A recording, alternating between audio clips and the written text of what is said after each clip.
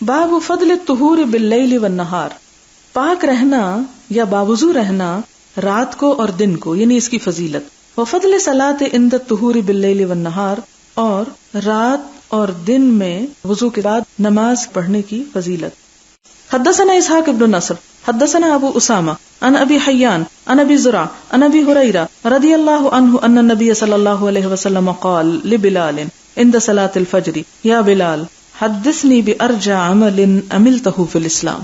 آپ صلی اللہ علیہ وسلم نے ایک دن فجر کی نماز کے وقت حضرت بلال سے پوچھا، کیا پوچھا؟ یا بلال، اے بلال، حدثنی، مجھے بتاؤ، کیا؟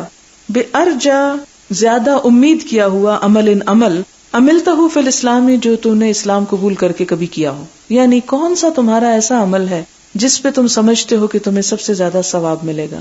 فإنی سمعت دفن علیک بین یدی، کیونکہ میں نے تمہارے جوتوں کی آواز اپنے آگے آگے سنی، فی الجنت، جنت میں، یعنی جب آپ کو جنت کی سیر کرائی گئی تو جوتوں کی آواز سنائی جا رہی تھی حضرت بلال کی، اور وہ آگے آگے تھی۔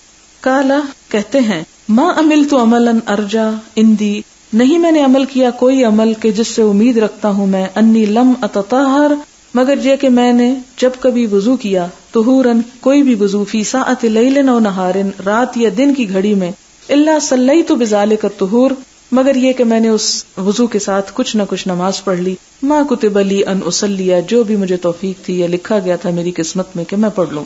اب آپ کو شاید ایک بات یہ خیال آ رہی ہو کہ آپ صلی اللہ علیہ وسلم کا مقام تو سب سے زیادہ ہے، تو حضرت بلال کیسے آگے آگے جا رہے تھے؟ یہ تو آپ کے حق میں کمی ہوتی۔ نہیں، یہ بات نہیں ہے۔